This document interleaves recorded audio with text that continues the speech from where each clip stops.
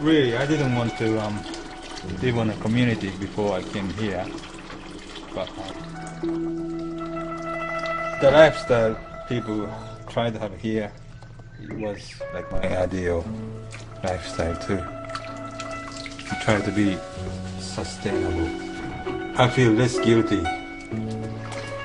My life existence doesn't cost other creatures or other people.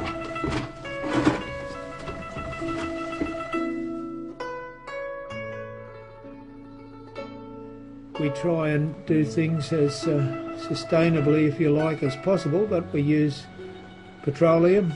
We use about 1,500 litres of diesel a year. We could do it with less, of course.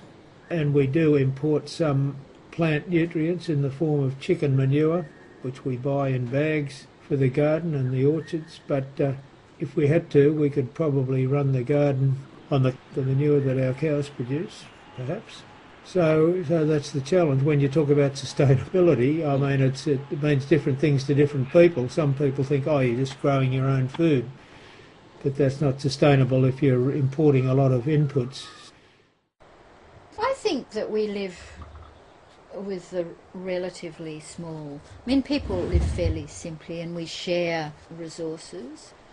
But, you know, I think really it's not a model for living. Really, it's excessive the way we've set this out because, you know, just the cost of maintaining the road is very high and that's not a good thing. And we need to have been more in a cluster, like a village, like I think the European village model where you've got the houses all together and the resources all together and then the fields all around. I think that's the model because now with the petrol with peak oil, that I don't know that in maybe 30 years' time you could live so far out of town. That's the toilet. Okay. So I have to show you. We're all proud of our toilet. Yes. This is a clivus. What happens is it's made on a slope like that. And it's got pipes in it that hold the matter up, and then it falls down when it's ready and you open the bottom and you dig it out. As the sources for fertilisers run out, as they become depleted, everyone is going to have to start recycling their nutrients in their own excreta. And for example, each of us produces about 1.5 litres of urine a day. That contains enough nutrients to grow enough wheat to make a loaf of bread every day. And so, in other words, we could, it's quite possible to close those cycles, and there are technologies available to do that now.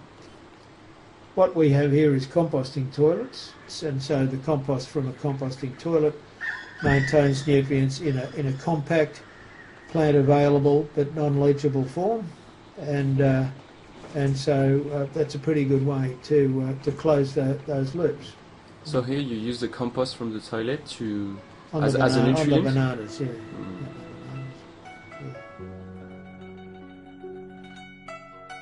Oh, just without making like your life a pain in the neck. You know, people said, oh, well, why don't you make soap? Well, bloody hell. I can buy a cake of soap for $1.50, you know. I used to have bees, and the honey from here was gorgeous, but you know, you can't do everything, and honey is a high energy. It's a lot of work doing honey.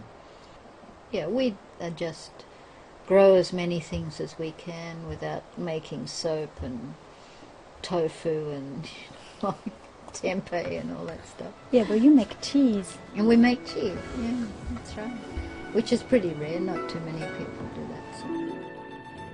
Well, we have a dairy herd, about 25 head of cattle, and at any time we're milking maybe 4 or 5 of those cows, and we produce, say, 20 to 25 litres of milk a day, and so we make all our dairy products with that.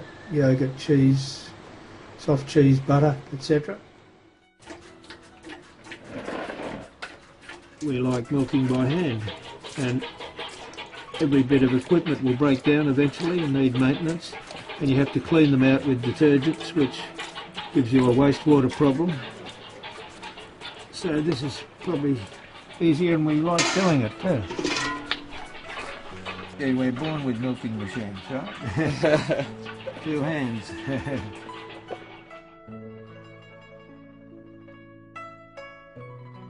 I originally thought we'd get away from the whole consumerism thing altogether, but ultimately not really, no. We worked both as engineers, we worked in a food factory, we made a lot of money and we spent a lot of money and we lived a good life. When we came back from India we realised we didn't want that. It's that realisation that after living for a few years in Asia with very little or no money, that to come back here to what is essentially a rich country, a Western country, where the concept is that you need to earn money, that marketing system, you need to earn money, and you need to spend money to live here, is not actually correct. You don't have to do that, and there are areas like this area here where you can get away without doing that very, very successfully.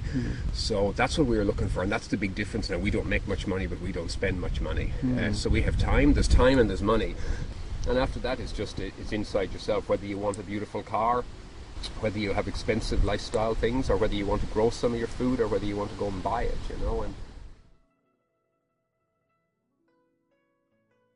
well, I think so, because one of the things here is that no one has a mortgage, and because we produce so much food, you've got a sort of a reverse income. Most of us, I've never had to earn a lot of money, and so you had not only free time, but you could take risks about what you did and change careers. But yeah, you've got time because you don't have to earn so much money, and the biggest time sucker is money making. And if you've got a big fat mortgage, that's forever. So most of people here don't have a full-time job. No, you can't live here and have a full-time job. You can't do that. Because you need time for the community. Yeah, so that's the reverse income. If you go into the garden and it's a chore, then that's pointless. So, yeah, so people enjoy. I look forward getting up on Saturday morning and going and...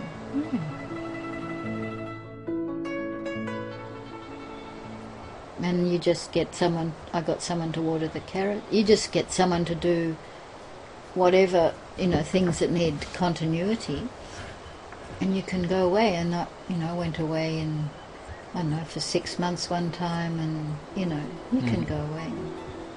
Because we support each other to do that.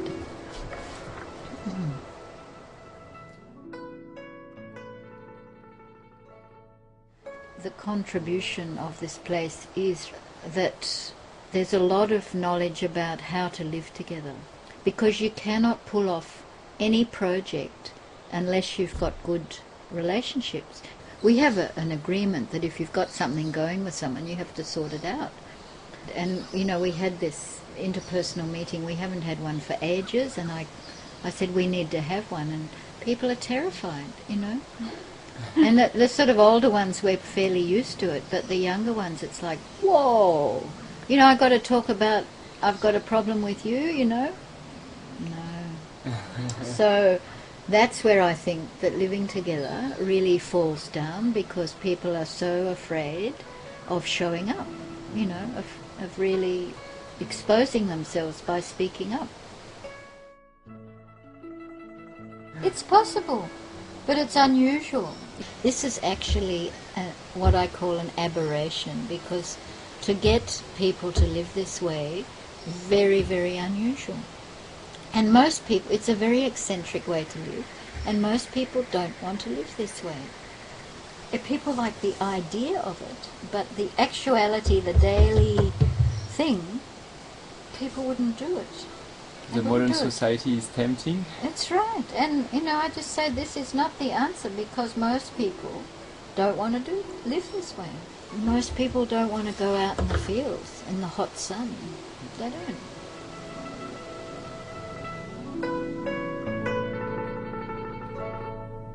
Live frugally. Frugality is the new sexy.